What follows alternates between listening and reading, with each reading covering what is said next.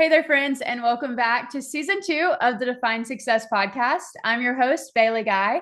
Join us as we empower you to turn your can'ts into cans and your aspirations into achievements.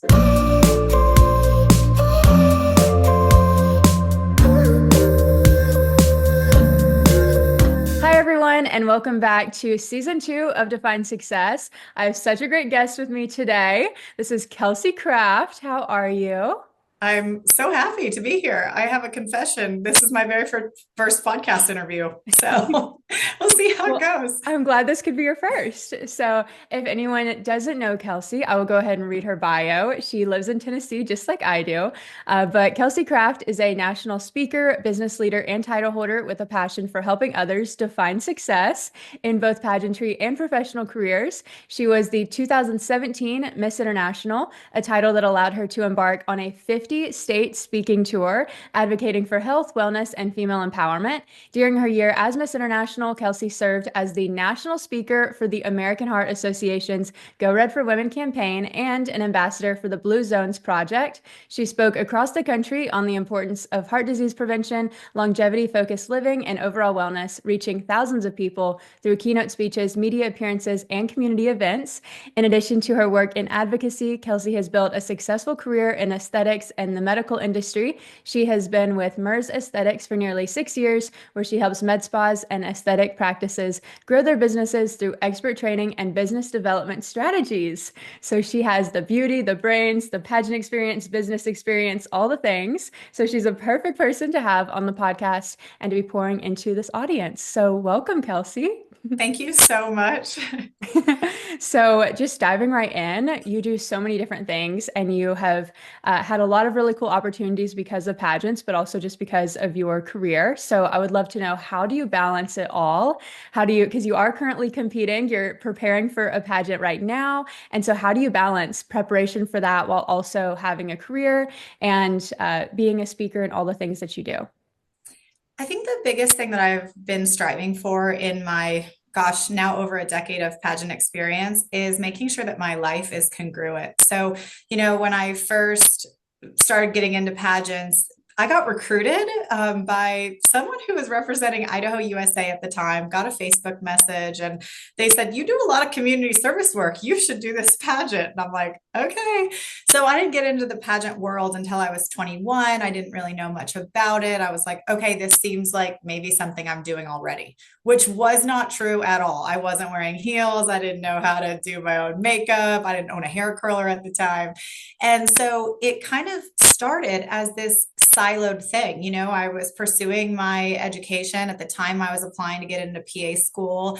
I was finishing college, and it was, here was my work world, here was my student world, and then here was my pageant world that I would show up to on the weekends and put the crown and sash on and then put it in the closet. And that led to my involvement in Florida pageants because I got accepted to grad school in Florida. So here I was in Idaho, doing Idaho USA, doing a bunch of community involvement. And then the only way I knew how to get involved in my community was through pageantry, moving literally across the country. And when I won Miss International, it still was a little bit disjointed. It was like, okay, I was literally a new graduate from PA school, and I was crowned Miss International 2 weeks before graduating. And so I was like, how am I going to balance this?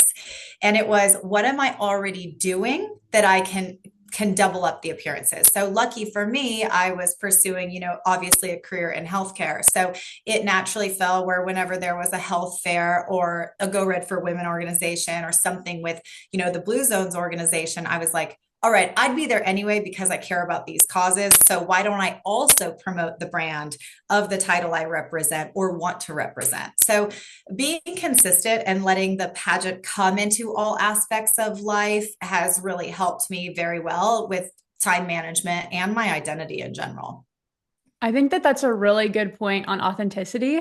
And that's something that has been sort of a theme throughout this podcast, especially this season, in talking about pageants and the best way to prepare. And qualities that every successful pageant title holder seems to possess. And it seems that authenticity is that consistent thing that keeps coming up. And so I love that you didn't, separate the different parts of the pie. It wasn't, okay, this is my pageant self who does these things, and this is my career self. You really found ways to combine them all. And I really feel like I have been trying to do that and striving to do that for the past couple years with wanting to be a speaker myself and doing goal setting. And that's my CSI is GPS, goals plus preparation equals success. And so I talk about goal setting on the podcast and in my school visits and as a speaker. And so really combining all those things, finding congruency and finding that authenticity in what would you be doing anyway is a really good piece of advice for any contestant. So I really love that. Yeah, it is hard to separate too, right? So when Mhm. I was maybe getting into pageants in 2013, social media wasn't much of a thing. But now I'm navigating, okay, who am I in my career, and then who am I, out in the world when I'm not working full time? And it ends up, bleeding together. I have a lot of my accounts that I work with when I'm doing business development, or whether I've been their trainer across the country or whether I've been their sales representative. And, I'll be wanting to fuel my identity as a trainer. And so I have an Instagram for, the aesthetic space and being an injector in med spas. And then I'd have my personal, and I'd leave a meeting and they'd be following my personal. And I'm like, do I want them seeing XYZ? Am I proud to represent? And like they see me in one way in my scrubs, and as this business professional, are they going to respect me the same way that I'm displaying myself? And I really like that the truth is yes. And they're actually interested in what I'm doing. They're like, wow, we really got along in this professional setting, but I like you as a person too. And so I've really learned to navigate that, where I used to not even tell people that I did pageants, until you're seeking sponsorship or something.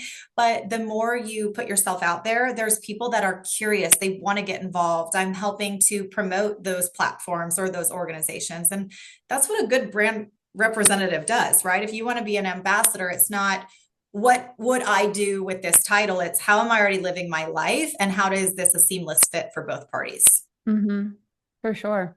And so going back to that, your 50 state speaking tour. So that was incredible. You have a highlight on your Instagram where you really do have all 50 states. So if anyone doesn't believe us, go check out our Instagram because it's there. And when I saw that, I was so impressed by that because, oh my gosh, 50 states in 50 weeks. That's crazy. So tell me how you managed that. Well, so part of that, when I competed for the Miss International title, that was not in my interview. I didn't make that promise of I'll go to all 50 states. What I did say was that I would make at least 50 appearances or 52 appearances. I was like, an appearance a week is a very manageable average. I like to do service, or what else am I doing in my free time, or how can I free up an hour within each week? That was very manageable. But once I was given this title, I realized that yes, I wanted to be involved in these organizations. And so I'd already gone to my very first appearance was going home to Washington State and speaking at my old middle school and my high school. And then I went to college in Idaho. So I hit Idaho, and then to drive there, you're touching Oregon. And so at some point when I was like the MC of a different state pageant, they were like, how many states have you been to so far? And I think at that point it was 30. And they were like, well, why don't you just go to all of them? You're already halfway there. And I took on that challenge. I was like, you know what? You're right. Like, who can say they did that? Yeah. And so, I'm somebody who really like now I knew people were watching, and I couldn't, get so close and not hit it. So we had to get a little bit creative in the appearances I did, where I stayed, how I got to places. So not necessarily something that someone should strive for just to say they did it. It was really more about as that this title want to touch as many corners of our nation as possible. I think some people, when it's convenient, if you and I are in Nashville, so it might be easy to just do appearances in Nashville because there's plenty of events. But there are a lot of far-reaching places that still need that love and that level of impact that we could provide as title holders. So I did it. Yeah, that's amazing. I mean, for real, like when I saw that, I was like, oh my gosh, 50 states in 50 weeks. I haven't been to all 50 states in my 22 years of life, and most people haven't. So that's incredible to do that in a year. And what a legacy to leave as well. And I really like that that wasn't your plan going in. I think that's actually really cool.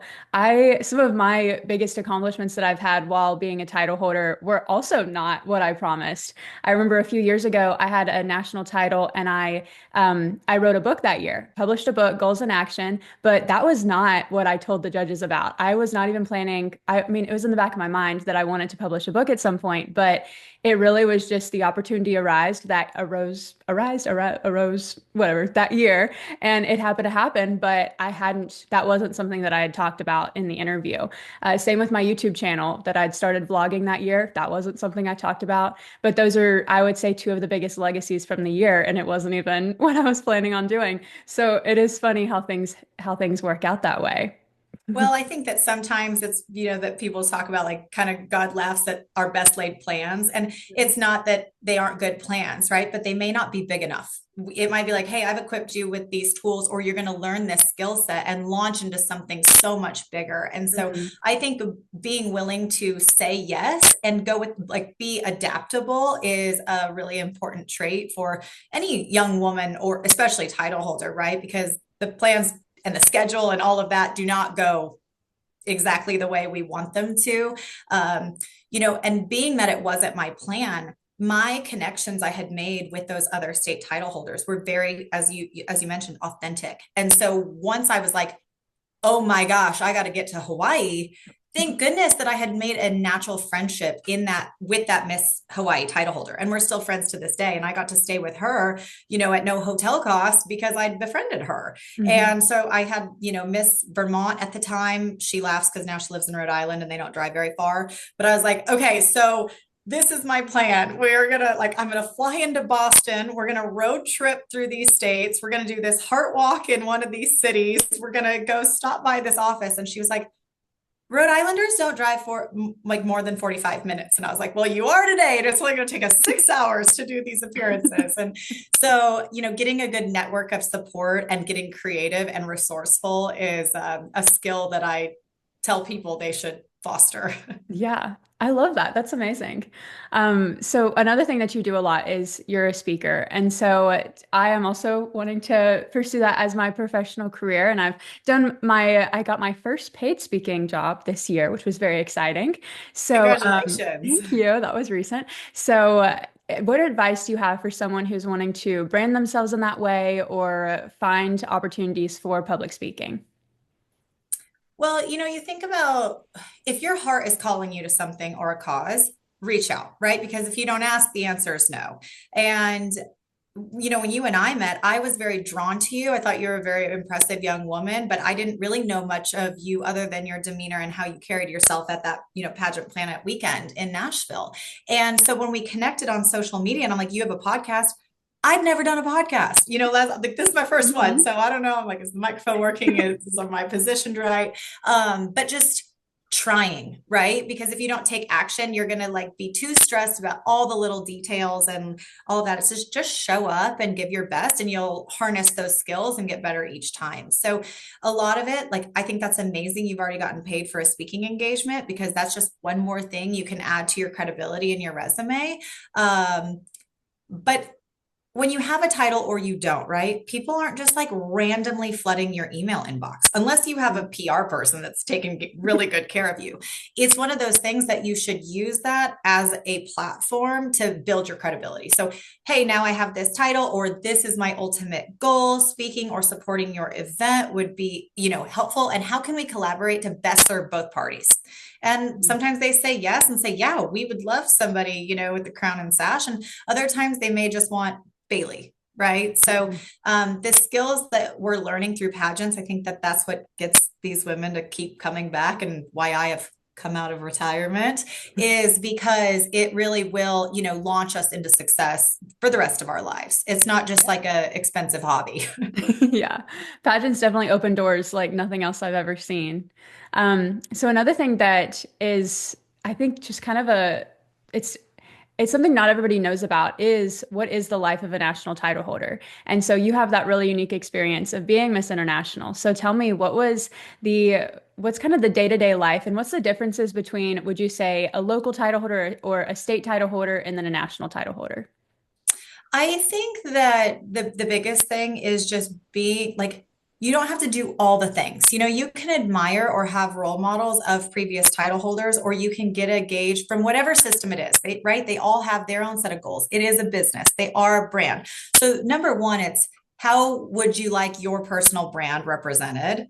You're asking your directors that, whether it's a state, a local, or a national level. What are these responsibilities that I'm asking for? If I'm competing for a title, I'm asking for, to sign this contract. And so I knew going into it that I needed to fill obligations. Back in this time, it was less social media and more blogging. And so I would be writing the content, and maybe you batch it, right? You sit down for one day when you have the silence, or you're in the airport, and you batch your content, and then that way it can be released on the calendar that they would want. But I really don't think that it should be much different. Like, what you're doing on a local level shows the judges and the staff and yourself like what you're capable of. You're like, hey, I'm great because I'm already doing this work. It's just this will magnify it for everybody if I get to that next level.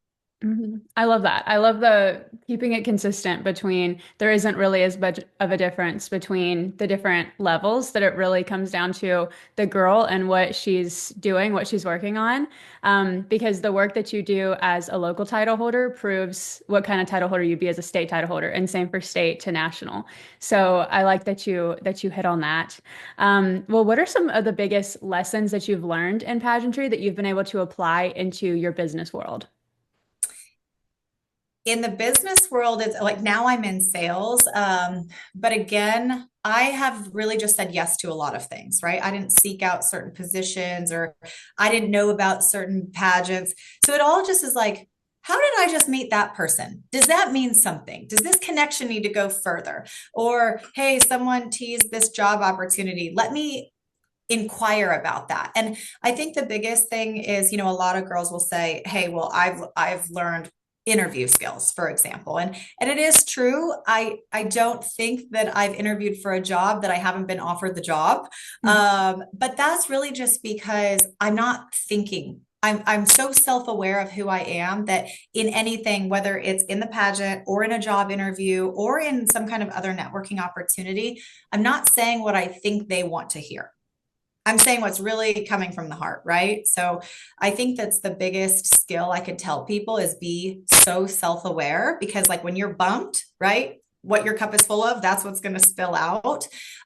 So if you're just leading from a place of always being joyful or always being like, how can I serve today? That's going to come out, and you don't have to like put on the smile and like get all dressed up. You're Bailey, you're Miss Music Row. I'm Kelsey. I'm Miss Music City. So I love that we both get to play on that title. But that's congruent all the time. hmm Yeah, I love that. That's great. And I guess I love how the congruency and the authenticity just keeps, that's such a theme. And that is something that every successful pageant title holder does have, that authenticity and that congruency. What would be your advice for someone who is brand new to the pageant world and is wanting to, be successful at it and maybe wants to shave off a few years of learning the ropes? What would you say to someone as someone who has held a national title now?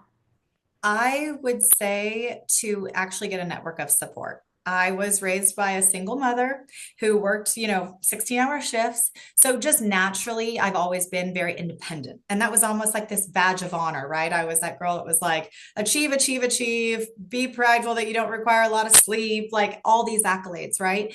But there's nothing to be like to brag about if you do it on your own, right? We're not doing it on our own. You either have collected knowledge from the podcasts you listen to, or a mentor you have, or a conversation you had at a coffee shop. So I wish I would have had paid coaches or branding experts, whether it be walking, interview, just the way I look, a stylist. I wish I would have invested in that sooner, instead of like trial and error and trial and error. Yeah.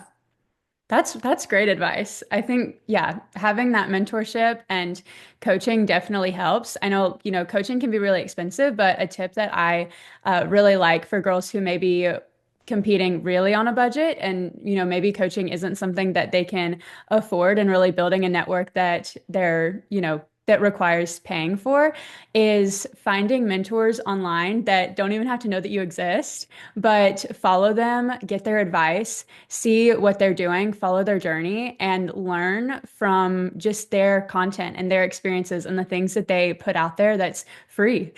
And so that you can find a lot of free mentors that don't even know that you're there. But so many of my people that I would consider mentors and role models have no idea that I exist. And I Yes. haven't had to pay them a dime, but I have learned so much from them. And so finding those people, whether they're paid coaches or free mentors that you find online, is a really good, it's really the fast track to success for sure. Yeah, I think one of my biggest strengths, going back through life or pageantry, is really how resourceful I am. That could be because I used to have to do the car washes to afford the basketball shoes for that season, and so when it comes to pageant prep, some people just look at maybe what is the cost to enter, but Mhm. I break it down like so granular to say, okay, what is the cost to enter? What is my transportation to said event? What is the wardrobe that I want to be wearing of whatever caliber? And then what would coaching be? And so I'm not playing small. I'm not just trying to raise the entry fee. I'm trying to raise the ad fee, the entry fee, the coaching fees, the flight to get to New York to go practice walking. And so that's the way in which you can really know what you're getting yourself into. I think that that will diminish the amount of overwhelm that women can have, especially in their first pageant, and then being resourceful in what you ask for, right? So there's ways in which you can fundraise by thinking, what are services that I pay for anyway? Right. So I can try really hard and open up a Venmo or open up a GoFundMe and try to raise $60. Or I can just kindly ask my chiropractor if they will do a free adjustment for me one week if I put them on my Instagram story. And so there's really cool ways in which people can collab now where it's beneficial for, the office that you or the business that you already go to or that you already have a relationship with. And so putting pen to paper, really understanding your game plan, your financial situation is something that I learned as a skill, and it takes away the stress Hmm. significantly. For sure. In pageant prep, what would you say is one of the most important things that some contestants might miss or not think to put a lot of time and effort into, but that you think is really important? This year, I have put a lot more importance into what is my stage routine. I think that, I mean, I'm just going to be transparent. Because I haven't had coaches, I never had a routine. I would wait till pageant weekend or pageant week. They would give us the theater or the space or the stage and be like, okay, this is your walking pattern.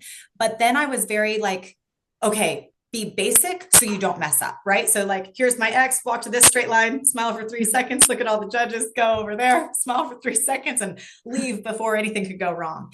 Mhm. And we have to remember it is a production, right? So now I'm in my head thinking about that routine, and it's taking away the facial expressions, the connection with the judges or the audience. And so the more it can just be second nature, like riding a bike, the more you can be more in your just in your heart and being authentic and lighting up that room instead of like, did I make eye contact with everybody? Am I still smiling? Like, are my legs shaking? So stage prep and choreography is taking a very high precedence for me this year personally. I think that a lot of girls think so much about like, okay, on stage question, that's the scariest thing. But they forget that by the time you are given the gift of getting to answer an onstage question, be it that you make the top five, everything else you did mattered. That's how the judges fell in love with you, right? The onstage question is just icing on the cake in most settings. Hmm. Yeah, that's great. I think that can be a very overlooked part is the actual stage presence and what's the energy that that the audience and the judges feel when you walk onto the stage. I for think the sure. biggest thing is being very mindful of what gives you energy and what drains your energy. I love that. Because it's Yes. like if you're going to show up as your best self, but you have a 4 a.m. makeup and hair time, which I have had, especially when you're at a national level competition and the people you hire have 30 other girls. Um, you have to know, like, do I need snacks on hand? Do I need a Bible verse to read? Do I need a phone call with a trusted family member? And whatever it is that gets you through hard weeks leading up to the pageant prep is exactly the way you should still be operating come pageant time. Hmm. So that's why I always go back to like be self-aware. Like I'm very fortunate. I think it's a superpower. I don't get hangry and I'm not different if I'm sleep deprived. Like in the morning, like, people are like, don't talk to me until I Hmm. have my coffee or, that kind of thing. Or, oh, she needs a snack. Hmm. I'm pretty level in all settings. And so I use that to my advantage, but I still want to make sure that like I have water on hand or I have my electrolytes or I have, the um, something to fix a broken shoe. Hmm. You just have to think about every little detail and be very self-sufficient. So that way you're not stressed and panicking at the last minute. Yeah. And when you need something, make sure that you have it. Bring it with you. If you're someone who does need a lot of snacks, I can work on no sleep, but I do need my snacks. And so when I was younger, I even would used to pass out regularly if I didn't if it had been too long since I'd eaten. I would just all of a sudden I'm on the floor. So I'm someone who just needs snacks to function. But I always have snacks with me. That is something I will never leave the house without is a snack. I even just going to Walmart, I'm like, what if I starve to death on the way? Like I have to have something. Even if I don't eat it, it's just something there that if I need the snack, I have it. And so being prepared is so important with whatever you know about yourself, bring those things into pageant week. Well, I think too, it's the other thing is just being mindful of your body. I mean, I'm very fortunate that I'm a yoga instructor. And what I've really learned is obviously the power of the breath or being present in the moment or, focusing on just your mat, not the outside surroundings or the person next to you doing weird stuff. But that can really go into every facet of life. But the more you're aware of your body, for example, as we are about to go into an interview, we get nervous and then you think you need to use the bathroom, or then you think you're shaking. You're like, you need a sip of water because your mouth is starting to dry. And you're like, nope, my mind is stronger than this. I just had lunch. I just zipped up my dress 20 minutes ago. Like, we are fine. We're going to be fine. Come back to center, and then you're good. But if at least if you have that like little security blanket of a bag of almonds or something, then you're going to go more confident into whatever situation that it is. Hmm. For sure. Alrighty, well, as we wrap up, I would love to know how do you personally define success? And what advice would you give to other people pursuing success in whatever industry is what they're wanting to do? This has really shifted over the years for me. If you would have asked me this 12 years ago, it'd be like from my little small town, if success was if I work in healthcare and I make over $50,000 a year, I will be rich living on the hill and it'll be great. But now success for me is really just the amount of impact I can have. Like when I lay my head on my pillow at night, it's did I bring someone else joy or did someone breathe easier today because I provided some kind of resource or answer, anything. It's holding a door open for someone, it's answering an Instagram message, it's being present. And, we're all connected in some way. We're all going through this weird human experience. And so just to know that I made a positive impact on someone, or whether it's one, whether it's 100, or whether it's however many people you're speaking to in that room, that's success for me, for sure. I love that. Well, thank you so much, Kelsey. This was such a great episode, and I hope that the whole audience can everyone listening just soaks up all of your wisdom, and just like those mentors we were talking about, Kelsey can be one of those mentors for everyone who's listening. So follow her And on Instagram, feel free to find out what message she's me. doing. Yes, so there's always mentors. This podcast is a really great way to find those people. So thank you so much, Kelsey, for your time and all of your wisdom today. And thank you to the audience for listening and joining us.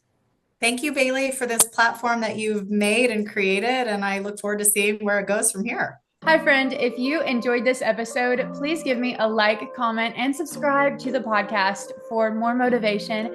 And if you have a suggestion for what you want to hear about next, please reach out to me on Instagram at Bailey G Guy. Connect with me there and let me know what you want to see next on Define Success.